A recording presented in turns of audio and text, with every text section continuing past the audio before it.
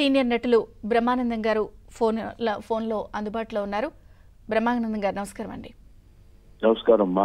వార్త వినే ఉంటారు, రామోజీరావు గారు ఇక లేరు, గతించారు. అదేనమ్మా, అది వినటానికే కొంచెం జాతస్య మరణం ధ్రువం అని, ఎంతటి వాడికైనా తప్పదా అన్న భావం ఒక రామోజీరావు గారి వార్త విన్న తర్వాత అనిపించింది. ఎంతటి మహనీయుడు, ఎక్కడో ఒక పేద కుటుంబంలో పుట్టి పద్మవిభూషణ్ అందుకుని ఎన్నో అద్భుతమైనటువంటి విజయాలు సాధించి తనదైన శైలిలో పత్రికా రంగాన్ని శాసించి ఒక అద్భుతమైనటువంటి వాటిని నెలకొల్పినటువంటి మహనీయుడు రామోజీరావు గారు. రామోజీరావు గారు ఆయన తెలుగు వెలుగు.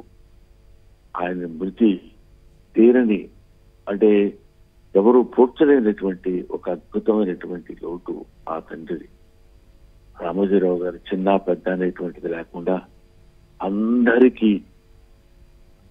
అందరినీ దగ్గరికి తీసుకుని అందరికీ ఆనందంగా కావలసినటువంటి విషయాలన్నీ నేర్పించినటువంటి ఒక సాహిత్యానికి సంబంధించినటువంటి శిఖరం ఆయన. ఒక మాటలో చెప్పాలంటే అంతటి సమర యోధుడు, అంతటి పత్రికా రంగంలో ఆయన చూపించినటువంటి దిట్ట అంతటి గొప్పవాడు ఆయన. నాకు ఏం మాట్లాడాలో ఎలా మాట్లాడాలో కూడా తెలియటం లేదు. ఒక రకంగా దిగ్భ్రాంతిలో ఉండి సరైనటువంటి మాటలు కూడా నేను మాట్లాడకపోతున్నాను. ఏమైనా ఆ రామోజీరావు గారు ఆయన మృతి అంటేనే అది ఒక రకమైనటువంటి, ఖచ్చితంగా ఉంది. ఎవరికైనా ఒక మాట మోగబోయే పరిస్థితి. ఎందుకంటే నిజంగా సాహిత్యాన్ని కానీ భాష విషయంలో కానీ ఆయన ఎప్పుడు కూడా భాష విషయంలో ఒక ప్రత్యేక కృషి చేస్తూ ఉంటారు. ఈ జనరేషన్ వాళ్ళకి భాష మీద పట్టు కూడా చాలా తక్కువ. ఇంగ్లీష్ కూడా ఇంగ్లీష్గా రూపాంతరం అయిపోతున్న రోజుల్లో కూడా ఇంకా కూడా అది బతకాలనే తాపత్రయం ఒక పక్క. అడుగుపెట్టిన ప్రతి రంగంలోనూ ఆయన దూసుకుపోయారు, అత్యున్నత పురస్కారాలను అధిరోహించారు. అవునండి. అంతేకాకుండా ఆయన చిన్న పెద్ద అనేది లేకుండా అని చెప్పాను చూడండి, ఎంతో ఆప్యాయతగా బ్రహ్మానందం పలకరిస్తూ దగ్గరికి తీసుకుని అన్ని విషయాలు హ్యాపీగా సంతోషంగా పంచుకునేవారు. అటువంటి రామోజీరావు గారు లేరనేటువంటి ఆలోచన థాటే జీర్ణించుకోలేకపోతున్నాం.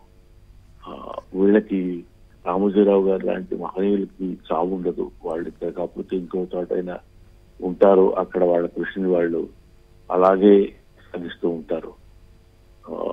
లాంగ్ లివ్ ఆయన. అంతే. బ్రహ్మానందం గారు, మిమ్మల్ని హాస్య బ్రహ్మ అని ఎవరైనా అంటాం కదా, మీరు వారితో మాట్లాడినప్పుడు, వారితో కలిసినప్పుడు ఎట్లాంటి చర్చలు వచ్చాయి? అంటే సినిమా రంగానికి సంబంధించా, హాస్యానికి సంబంధించా? ఎక్కువ ఆయన హాస్యానికి సంబంధించి ఎందుకు చూడగానే నవ్వేవారు. నన్ను చూడగానే ఏమిటారండి బ్రహ్మానందం గారు మిమ్మల్ని చూస్తే నవ్వొస్తుంది అంటాడు ఆయన.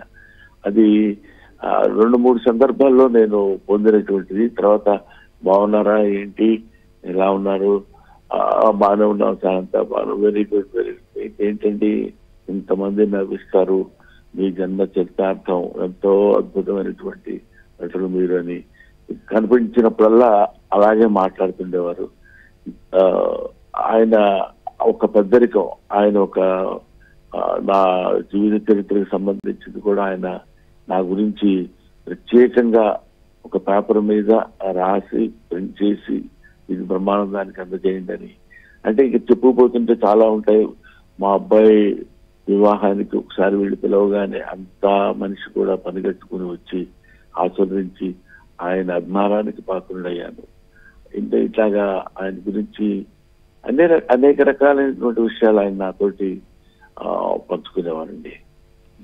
సామాన్యంగా ఆయనకి ఏదైనా ఒక విషయం నచ్చితే ఆయన లెటర్ హెడ్ మీద సంతకం చేసి అభినందన పత్రం పంపిస్తారని అంటారు కదా, మీకు ఎప్పుడైనా అలా వచ్చిందా? అలా వచ్చిందండి, అది చెప్పింది నేను. అలాగా నా జీవితం ప్రింట్ చేసుకున్నాను. His opinion about my life, about me. నా బయోగ్రఫీ బుక్ లో ఆయన ఆస్వాదించినటువంటి ఆయన రాసింది యాజ్ గా నేను నా దగ్గరే ఉందండి, అది అలా ఉంచుకుంటాను నేను. ఏమైనా ఒక భారతదేశానికే కాదు, ఇది ఆంధ్ర రాష్ట్రాలకి లేకపోతే భారతదేశానికనే కాకుండా it's a last the universe అంతే. ఆయన ఒక విశ్వంలో ఒక అద్భుతమైనటువంటి నక్షత్రాన్ని కోల్పోయాం ఇవాళ. ఆ కుటుంబానికి శాంతి చేకూర్చాలని భగవంతుని ప్రార్థిస్తున్నాను. నమస్కారం. ఓకే అండి. ఓకే.